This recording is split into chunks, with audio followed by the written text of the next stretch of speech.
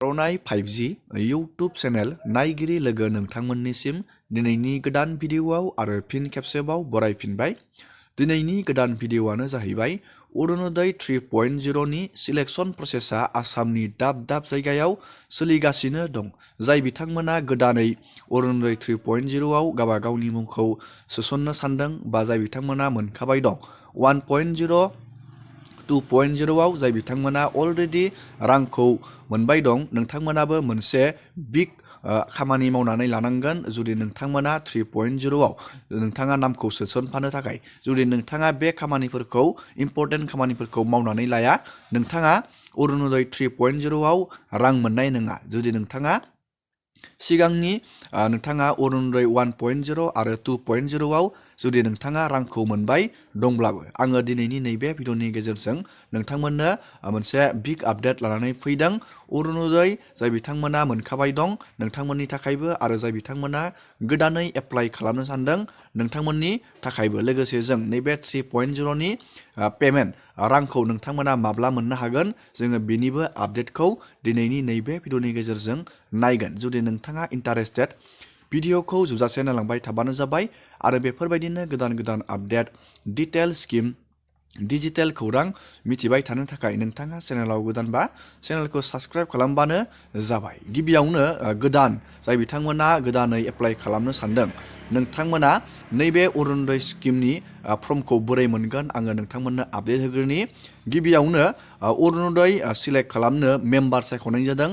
बे मेम्बारफोरा जुदि नोंथांनि नामखौ लिस्टआव सायख'नानै हरोब्ला नैफोरबायदि नोंथाङा फर्म मोनगोन।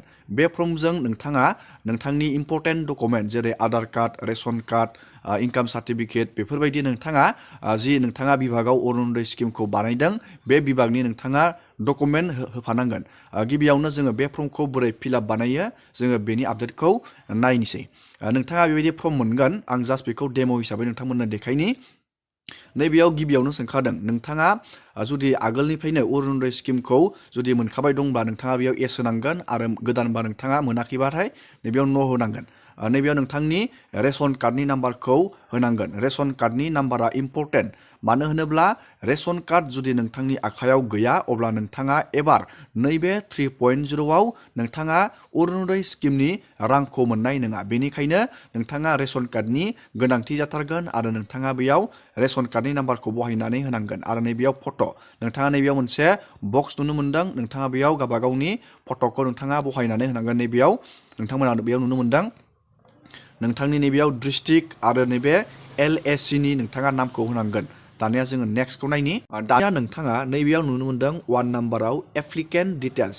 बे एप्लिकेन्ट डिटेल्सआव नोंथांनि बेयाव नामखौ बहायनांगोन आरो नैबेयाव मिडिल नामखौ बहायनांगोन आरो नैबेयाव लास्ट नामखौ बहायनांगोन आरो नोंथांनि बेयाव फादारनि नामखौ बहायनांगोन। नैबेयाव नोंथांनि जेन्डारखौ नोंथाङा मेल फिमेल सिलेक्ट बानायनांगोन आरो नैबेयाव नोंथांनि डेट अफ बार्थखौ नैबेयाव लिरनांगोन। दानिया नोंथाङा नैबेयाव नोंथांनि ब्लकखौ लिरनांगोन।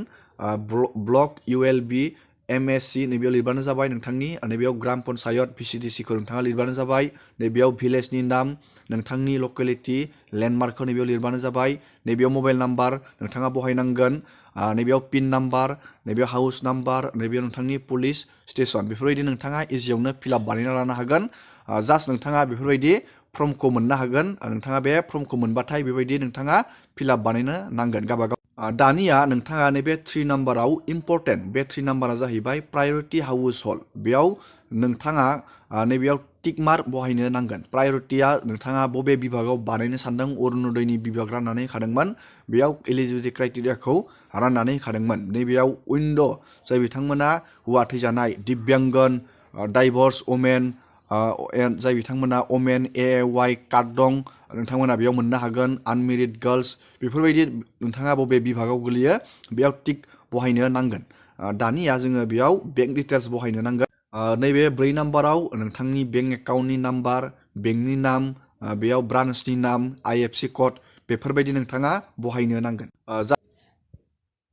नोंथाङा बेफोरबायदिनो स्टेप बाय स्टेप फर्मखौ फिलआप बानायनो हागोन। बे फर्मखौ नोंथाङा बोरै मोनगोन आं दहायनो बुंखांबायमोन।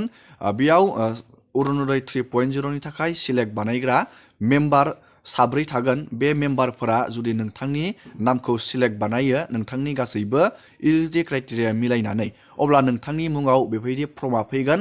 फर्मा फैयोब्ला आं नोंथांमोननो खिथिनाय बायदि नोंथाङा फर्मखौ फिलआप बानायबानो जाबाय। जोबोर इजि बे फर्मा फिलआप बानायनो। लोगोसे नोंथांनि बेयाव इम्परटेन्ट डकुमेन्टसफोरखौ नैबे फर्मजों सरजाबफानानै होबानो जाबाय। आरो जाय बिथांमोना अरुनदयखौ आगोलावनो मोनखाबाय दंमोन, नोंथांमोना इनकाम सार्टिफिकेट होफानो नांगोन। नैबे फर्मजों लोगोसे नोंथांमोना इनकाम सार्टिफिकेट होफानांगोन आरो नैबे नोंथाङा फार्स्ट नाम्बाराव नैबेयाव एस होनांगोन। नोंथाङा बेफोरबायदि इजियावनो फिलआप बानायनो हागोन आरो नैबे अरुनदय 3.0नि रांखौ नोंथाङा नोंथांमोना फेब्रुवारि मान्थआव मोनहैनो हागोन। दिनैनि भिडिअखौ आङो बेखिनियावनो फोजोबबाय। नोंथांमोना भिडिअखौ नायनानै मोजां मोनोबा लाइक खालामबानो जाबाय, चेनेलाव गोदानबा चेनेलखौ साबस्क्राइब खालामबानो जाबाय। एसेनोसै दिनैनि भिडिअआ।